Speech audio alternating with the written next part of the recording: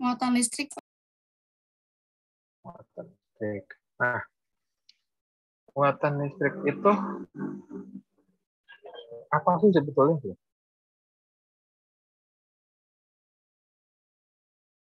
Ada yang itu nggak? Ada yang apa istilahnya?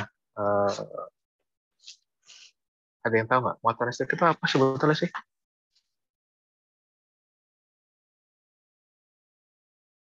Kan muatan listrik itu saling tolak menolak apa tarik menarik?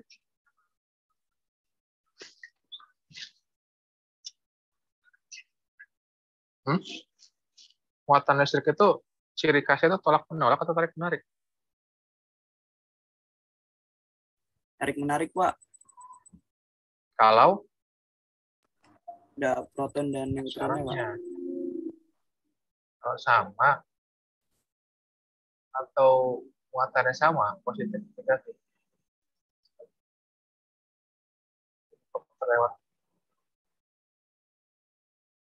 Jadi kalau muatannya harus beda kan ya Pak?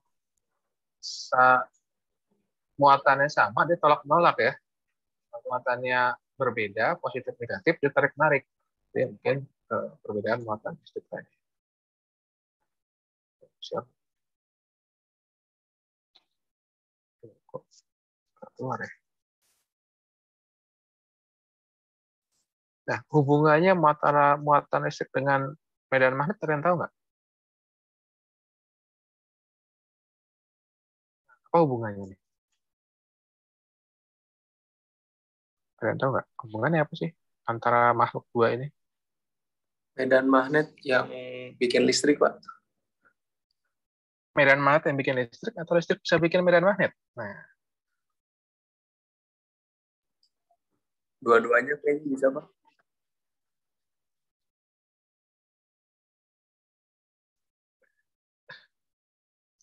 tergantung.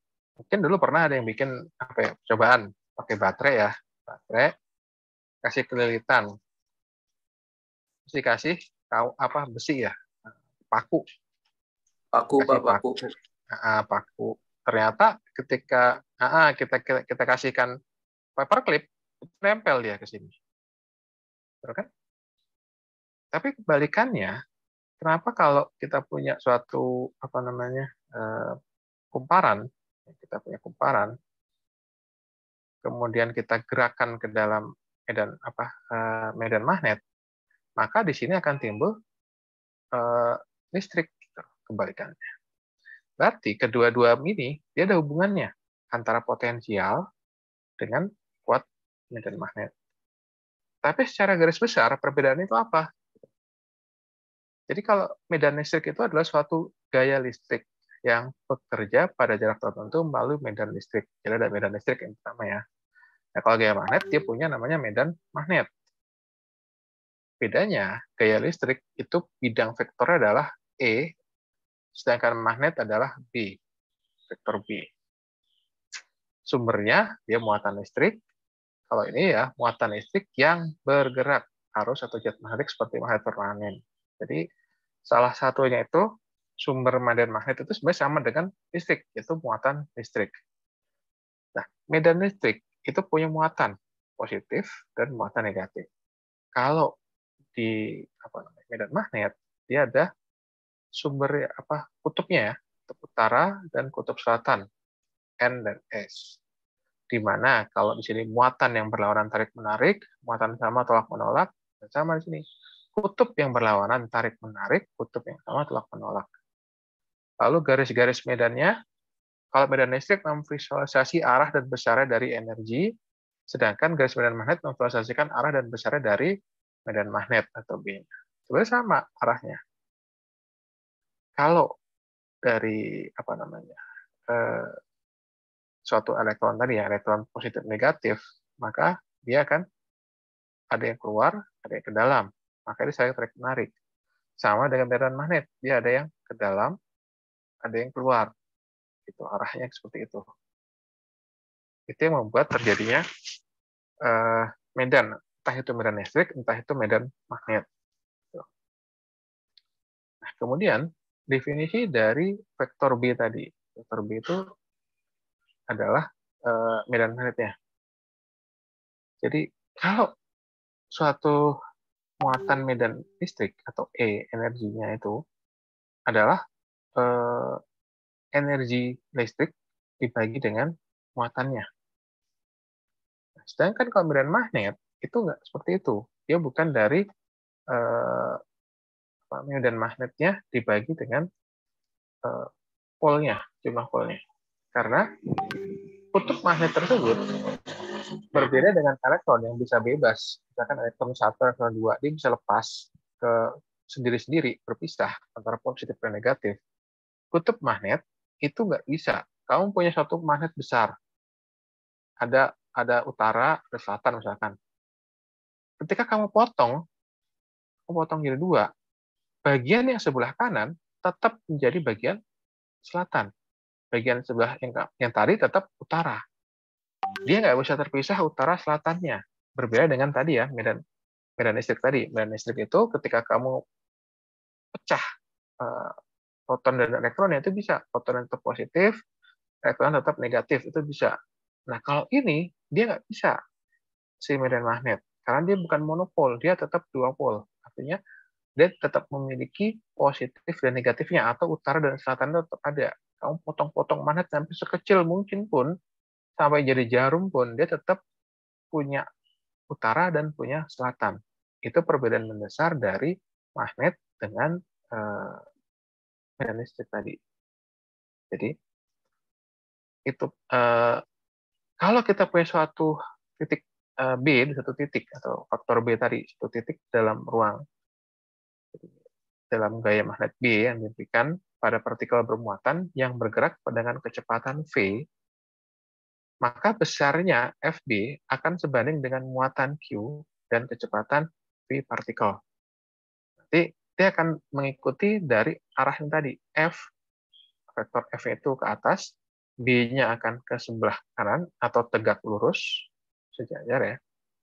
Nah, ini akan tegak lurus terhadap B dan V. B dan V-nya. V-nya ke arah mana? Jadi ada tiga vektor yang tegak lurus nanti. Ya. FB pada muatan positif akan berlawanan dengan muatan negatif.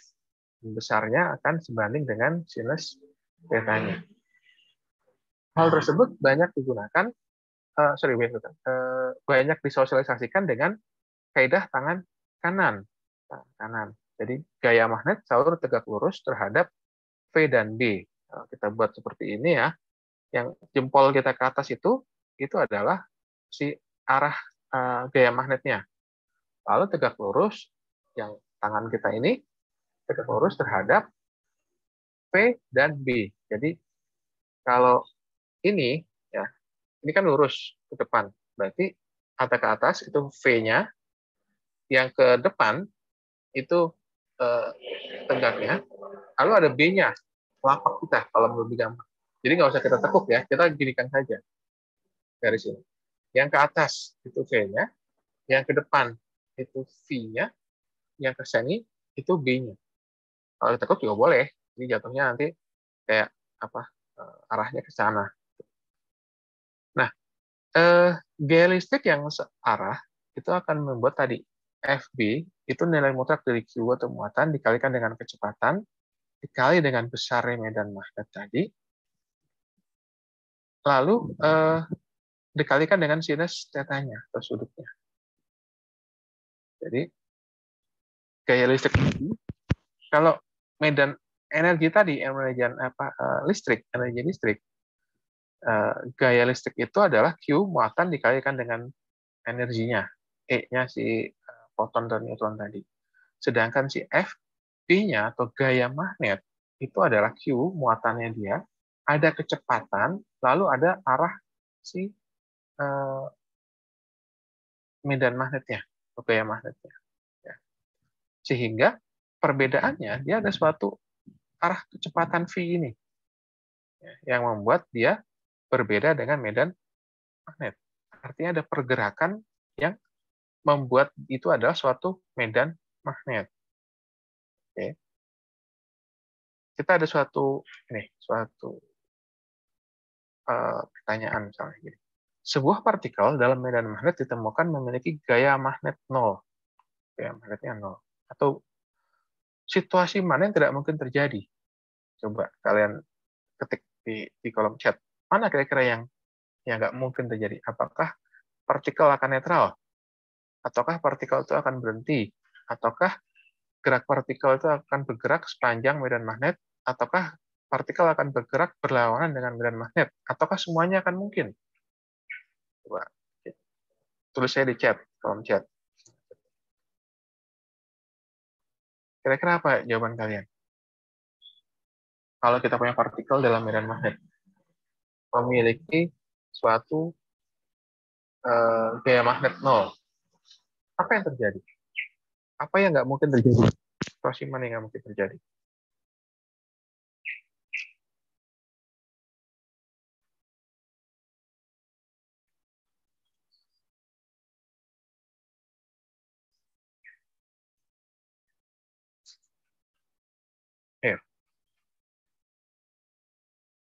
Nggak ada yang bikin? Lu kok belum ada nulis di chat? Ketik jawabannya di chat. Ayo, kita mau lihat. Nggak apa-apa, nggak usah takut salah.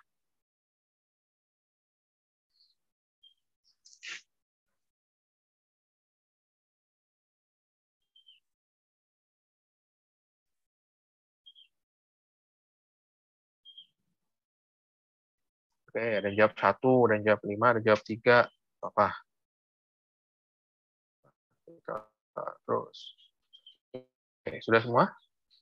Saya jawab nih 3. 1, 3, 5, 1, 3, 5. Yang jawab 2 nggak ada nih. 2 ada, Denis tadi. 1, 2 ada. Jawab 4 nggak ada nih.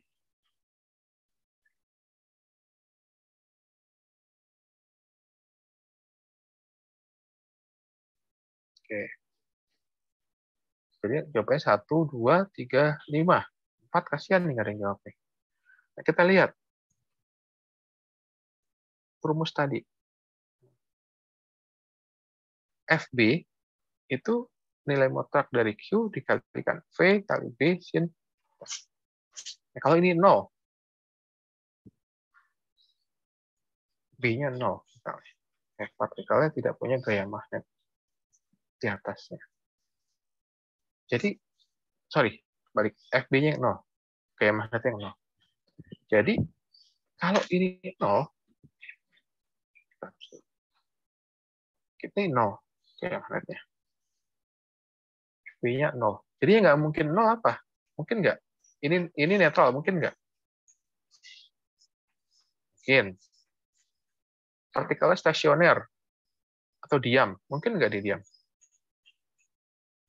0 juga bisa. Mungkin ya. Mungkin juga bergerak. Lalu, gerak partikel sepanjang medan magnet atau berlawanan dengan medan magnet. Nah, ini jadi pertanyaan. Apakah dia tetap bergerak sepanjang medan magnet atau berlawanan? Kalau energinya 0, ya nggak mungkin dia bisa bergerak untuk berlawanan. Pasti dia akan mengikuti arah medan magnetnya aja, ngikutin yang lain. Tidak akan bisa punya tenaga untuk, kalau gayanya 0 ya, dia nggak mungkin bisa balik atau berlawanan. Karena dia nggak memiliki gaya untuk melawan arah medan magnetnya. Jadi yang mungkin terjadi adalah dia bergerak sepanjang medan magnet. Dan yang nggak mungkin bergerak adalah untuk berlawanan dengan arah medan magnet. Karena gayanya yang 0. Dia tidak punya gaya, tetapi dia bisa bergerak mengikuti panjang medan magnet. Oke, gitu ya. Nah, ada lagi arah gaya magnet. Kalau kita ngikutin kaidah tangan kanan tadi, yang ke atas adalah V, yang ke sana sini F gayanya ya, ke atas F, kemudian yang ke sana itu V-nya, yang ke sini adalah B-nya. Jadi dari kaidah ini, ya, dalam situasi apa gaya magnet akan bergerak arahnya ya sepanjang sumbu X ya, ini bukan AX ya, tapi X saja ya, karena ini adalah A, ini B, ini C, ini D, ini E. Coba kita lihat. Mana yang mungkin terjadi nih dari A, B, C, D, E? Mana yang benar? Ada gayanya V-nya kemana, B-nya kemana nih?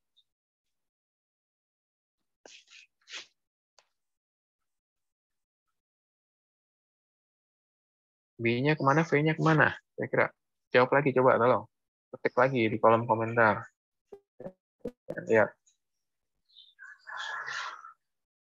Kelihatan ya, ini arah positif. Ada sumbu X, Y, dan Z. X. X-nya itu ke kanan. Sumbu X ke kanan, sumbu Y ke atas. Sumbu Z itu begini. Ini kalau muatannya adalah positif, atau F-nya positif, berarti arahnya ke atas kan F-nya. F-nya ke atas. Maka V-nya kemana nih? Apakah V-nya ke kiri, B-nya ke bawah, ataukah V-nya ke bawah, B-nya ke kanan, ataukah yang C itu B-nya ke kiri negatif, V-nya ke kanan juga? Kira-kira apa nih? Coba tolong jawab di chat lagi.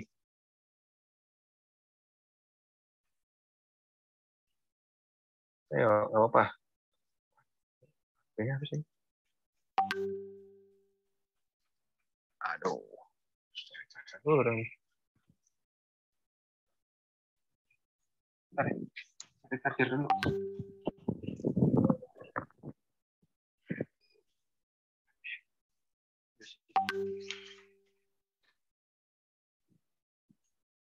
Coba tolong dijawab gitu.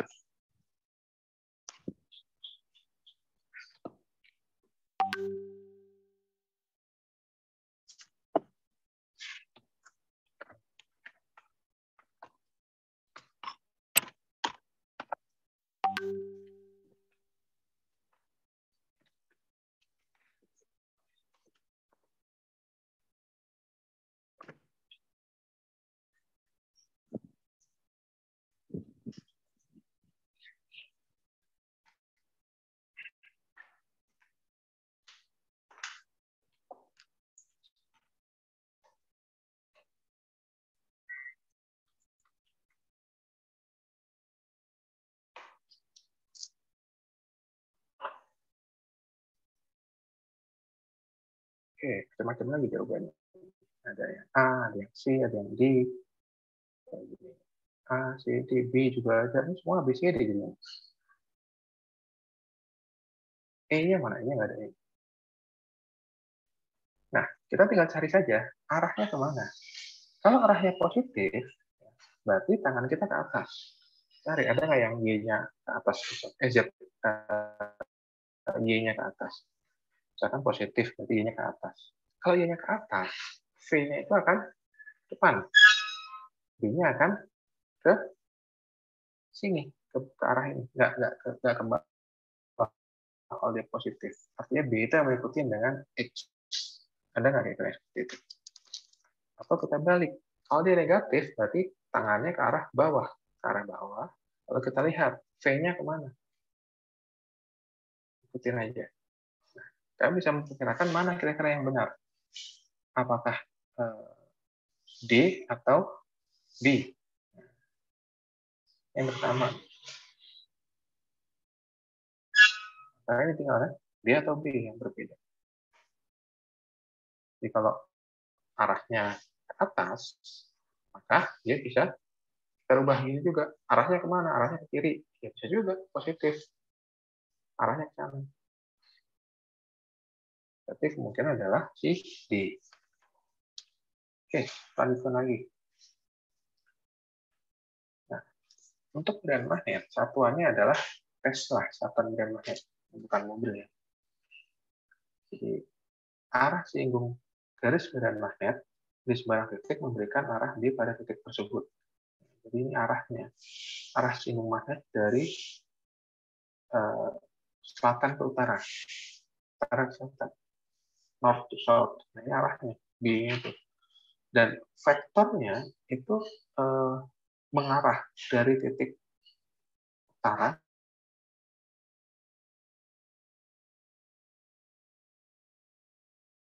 dan magnet akan lebih kuat kalau lebih dekat satu dengan yang lain dan akan semakin dia menjauh ya, semakin menjauh dari ini, berarti dia semakin lemah.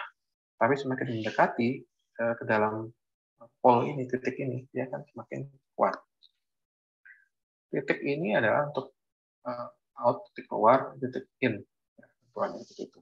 Jadi, kalau kita perhatikan bahwa di dunia ini merupakan suatu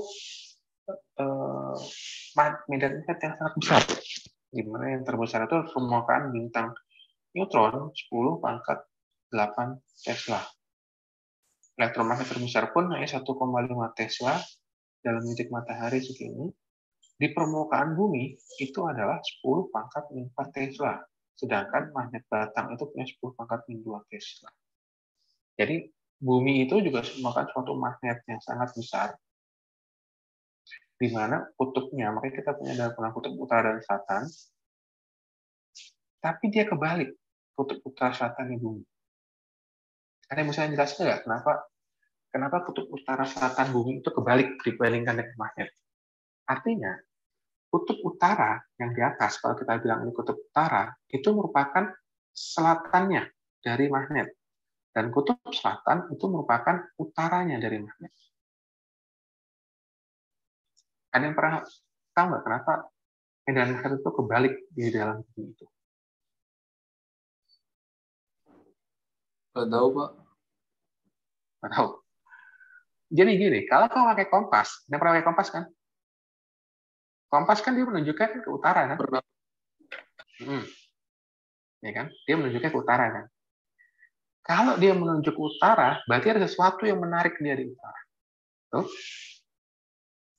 Berarti kalau ini adalah magnetnya itu adalah utara selatan, maka yang menarik dia harus selatan. Medan magnet yang selatannya. Gitu. Medan sebelahnya adalah utaranya. Sehingga dia bisa tertarik ke arah sana. Karena kalau misalkan dia sama utara ke utara, dia akan nolak-nolak. Dia nggak menarik medan tadi ke arahnya dia. Gitu. Sehingga bumi tersebut, medan magnetnya itu kebalik dengan medan magnet yang ada di kompas. Oke, lanjut. Jadi kalau gerak partikel bermuatan dalam medan magnet yang seragam atau medan magnet yang sama. Kalau medan magnetnya itu sama atau seragam, besarnya, jumlahnya, segala macam. Jadi, medan magnet itu sebenarnya tidak pernah memiliki komponen sejajar dengan V dan tidak dapat mengubah energi kinetik partikel. Jadi, gayanya itu hanya bisa mengubah arah dari V-nya tadi. Atau kecepatannya tadi yang bisa dirubah arahnya ya. Sedangkan untuk energinya, kinetiknya itu nggak bisa berubah.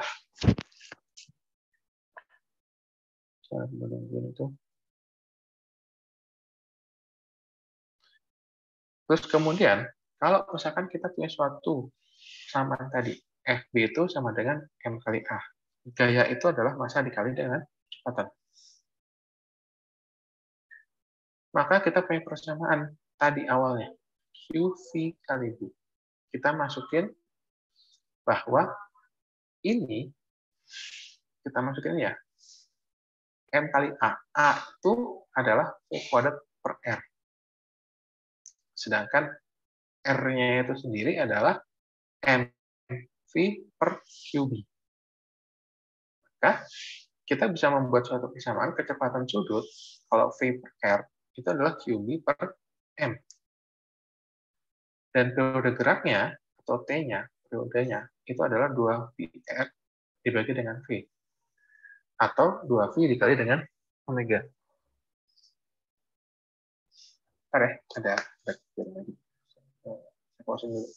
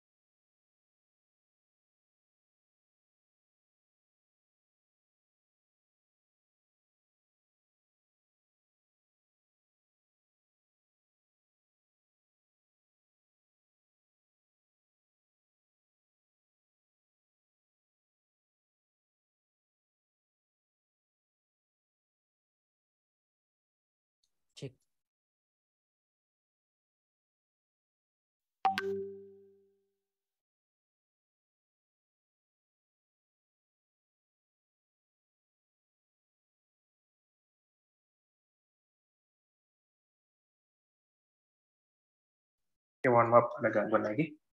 Jadi, kalau dalam suatu medan magnet, partikel itu akan bergerak cepat dalam lingkaran besar dan partikel lambat dalam lingkaran kecil.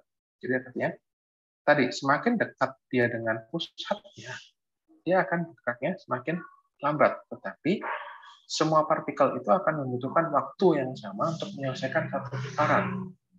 Ya, karena dia lebih jauh, ada jarak R-nya ini, dia butuh kecepatannya, V-nya itu akan semakin besar untuk mendapatkan satu putaran yang sama dengan jumlah medan magnet yang ada di dalam.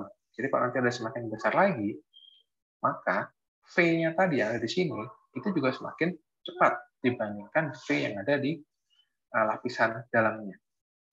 Jadi sehingga dalam satu putaran, misalkan di sini ada medan-medan magnet, dia akan mempunyai waktu yang sama untuk mendapatkan satu buah putaran. Itu untuk medan magnet yang seragam. Nah, kalau medan magnetnya itu tidak seragam, ya, jalur lingkarannya itu ada tegak lurus terhadap B kalau seragam. Tetapi kalau tidak seragam, dia akan memiliki jalur yang helix atau berpindah. Jadi komponennya itu akan bentuk suatu kayak per gitu arahnya. Nah, itu akan berubah-ubah jalur pergerakan medan magnet yang seragam tadi, sehingga bedanya dia adalah kuat di bagian ujung dan lemah di bagian tengah. Bentuknya kira-kira seperti botol magnetik. Jadi di bagian ujung dia itu kuat, ya. Makin ke tengah dia akan semakin jauh, lalu dia akan semakin kuat lagi di bagian tengah. Nah, ini ya kan sama dengan medan magnet yang kita ketahui selama ini. Ya. Jadi kayak bentuknya kayak gitu kan. Ada jalurnya gitu, semakin besar jalurnya. Jadi semakin kejauh dia kan semakin lemah, tetapi semakin mendekati ini dia semakin kuat. Jadi itu banyak magnet yang ada di dalam bumi itu sebetulnya adalah bukan magnet yang tidak seragam ya, bukan magnet yang seragam. Jadi kalau kita lihat menunjukkan jalur melingkar dari dua buah partikel yang bergerak dengan kecepatan yang sama dalam medan magnet seragam B yang diarahkan secara maju. Maju itu adalah dia mengikuti dari arah gerakan magnet. Satu partikel adalah proton, dan yang lain adalah elektron. Gambar berat magnet itu yang mana? Gitu. Maju itu berarti dia bergeraknya sama. Ini satu, misalkan kita ke kanan, berarti ini juga ke kanan. Ini berlawanan. Ini berlawanan, berarti bukan. Kemungkinan adalah dia yang berlawanan bisa ini, karena dia searah, maju, bergeraknya sama-sama maju. Satu partikel proton yang adalah neutron. Maka ini hampir semua benar, ada proton dan ada neutron. Tapi kalau yang kita tahu, yang bisa lepas itu adalah proton atau neutron, negatif atau positif yang ada di dalam. Jadi kira-kira kita bisa lihat C sama D itu bedanya di mana? Posisinya ya, posisi proton neutronnya. Jadi yang masuk akal mana nih, C atau D? Kita bisa jawab bahwa kalau posisinya dia memang arahnya ini satu arah ya. D dan E, bukan C dan D tadi. D dan E tadi arahnya ke kanan atau ke kiri, itu yang sama. Positif, sama-sama positif, ada sama-sama negatif. Berarti kita bisa bilang, kalau arahnya satu dan maju, biasanya ini yang benar. Karena dia bergerak beriringan untuk arah jarum jam. Kemudian, ini. Gerak partikel bermuatan dalam medan elektrik dan medan magnet yang seragam. Jadi, partikel bermuatan di medan listrik dan medan magnetik itu bisa kita pecah menjadi gaya itu adalah QE plus QV kali B. Ini adalah medan listrik, ini adalah medan magnetik. Jadi gayanya itu berbarengan. Jadi dalam satu satu lintasan, ya ada suatu medan listrik yang bergerak bersamaan. Sektor kecepatan, kita lihat bahwa kecepatan itu sama muatan-muatan ini. Di QE sama QVB itu sama kecepatannya. Jadi kita bisa bilang bahwa V itu, ini kita keluarkan ya, V-nya ya, tinggal QE, V itu jadi QE per QB. Q-nya sama, tinggal V itu sama dengan I per I. Kalau kecepatannya dianggapnya sama. Lalu untuk masanya, ya tadi rumus tadi, R itu mV per QB, sedangkan kita keluarkan MQ-nya, M per Q itu adalah RB per V, sehingga M per Q-nya itu adalah RB0 kali B per E, karena V tadi kita gantikan dengan ini, jadi B per E. Dan untuk skeletonnya, atau frekuensi periodenya tadi, adalah 2 VM dibagi dengan QB. Sehingga F-nya atau frekuensinya jadi ya sama, F itu 1 per T pasti. F itu 1 per T. Dan QB-nya, kalau kita pecah ke sana, kita masukin ke sini, QB adalah 2 VMF oscilasinya. Gambar ini akan menunjukkan 4 arah untuk vektor kecepatan V, partikel bermuatan positif yang bergerak melalui medan listrik seragam E atau maju, dan medan magnet seragam B bergerak menuju ke kanan. Arah kecepatan manakah yang memiliki gaya total terbesar? Jadi, apakah arahnya ke sana, ke bawah, ke kanan, atau ke kiri? Jadi, arah kecepatan manakah yang memiliki gaya total terbesar? Gaya total itu apa? F, kan? F total itu sama dengan QE plus QVB. Kita lihat, berarti kan kalau B-nya itu ke arah kanan, E-nya juga harus searah kalau mau besar. Jangan berlawanan, pasti disalah.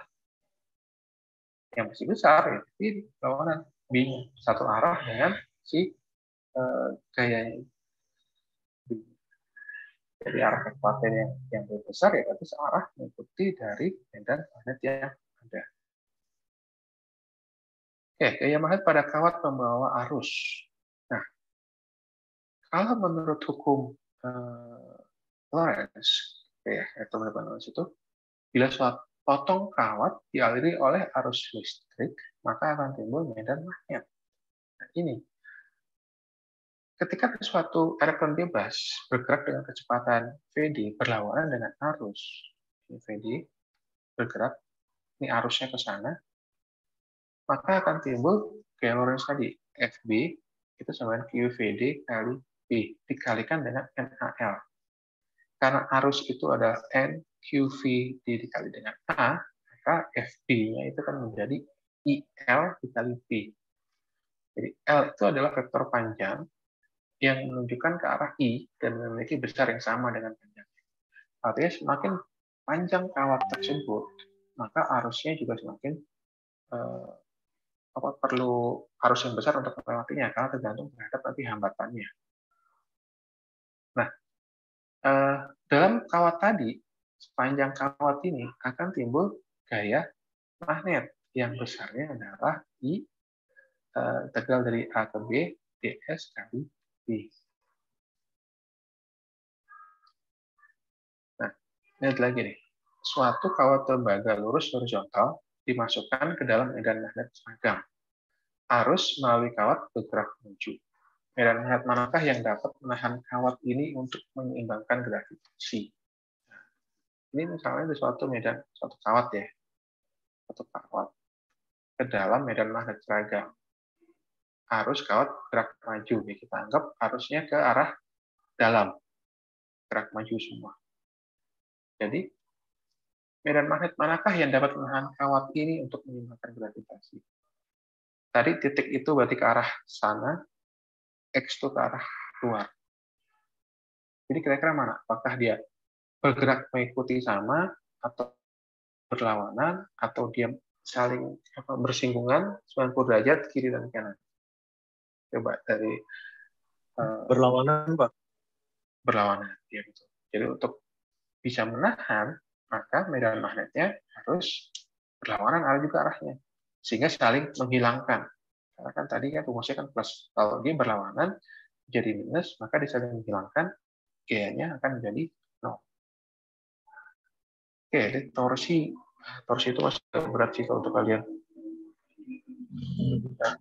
Torsi itu ya. Jadi, pernah lihat generator nggak? Atau pernah lihat dinamo nggak? Dinamo itu kan ada suatu kutub utara dan selatan. Kayak pernah main Tamiya ya. Di sini tuh ada kayak lilitan. Nah, lilitan kan. Di sini ada magnet utara dan selatan. Kayak yang pernah suka main Tamiya, suka bongkar-bongkar tuh ada dinamonya kan, atau motor atau apalah. Prinsipnya seperti ini. Jadi di sini ada suatu intinya. Intinya itu ketika dilewati oleh arus, maka dia akan berubah menjadi medan magnet. Sepotong kawat yang dialiri oleh arus listrik akan menghasilkan medan magnet juga, dan sebaliknya, sepotong kawat yang digerakkan memotong arus listrik akan timbul sepotong kawat yang digerakkan memotong medan magnet akan timbul arus listrik atau gaya gerak listrik. Prinsipnya, kalau dinamo dia dimasukkan oleh arus listrik, ini akan berubah menjadi utara, ini berubah menjadi selatan. Karena dia sama utara dan utara, dia akan ditolak ke arah atas. Ditolak ke arah atas, selatan juga akan menolak ke sini. Karena dia arusnya itu berubah, dia otomatis akan berputar terus menerus. Karena dia semakin mendekat ditolak terus, dan itu akan menghasilkan putaran si generator. Sederhananya seperti itu. Nah, berbeda dengan yang ini, ketika suatu medan magnet, ya, terus ada kawat yang memotong medan magnet tersebut, maka di antara kedua ini akan timbul beda potensial. Ya, jadi sepotong kawat ini akan menghasilkan listrik antara kedua kawat tersebut. Ini yang akan menghasilkan putaran-putaran tadi. Ini sudah selesai. Ya. Nah, ini akan membuat torsinya tadi. Ya, di dalam. Jadi torsinya itu adalah F2 D2 cross ini. F dan F4. Nah, itu torsi itu adalah kekuatan si magnet untuk mendorong tadi, mendorong listriknya muncul. Itu adalah torsinya tadi. Torsi maksimum adalah I K kali B. Kayaknya itu aja sih sekarang. Nah, kalau ini, pada konfigurasi manakah energi potensial dipasangkan paling kecil? Ini yang menjauhi ya, arahnya ke sana, ini arahnya ke sana, ini arahnya ke sana kan. Ini masuk, ini keluar, ini masuk, ini keluar, masuk, ini keluar. Jadi mana yang terkecil?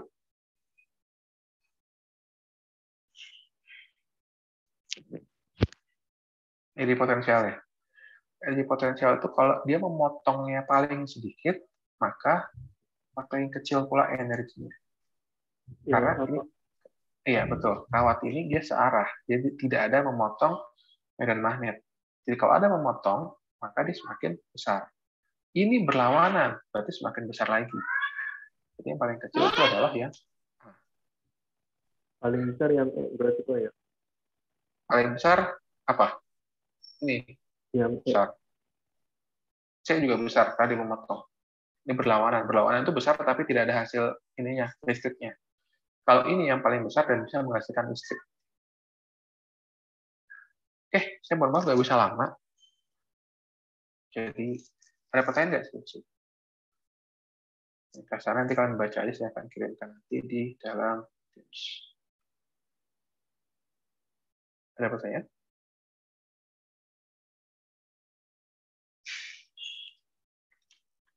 Nanti yang Medan saya minta kelas ganti ya, mungkin minggu depan sekitar hari Rabu deh. ya. Ini tambahan untuk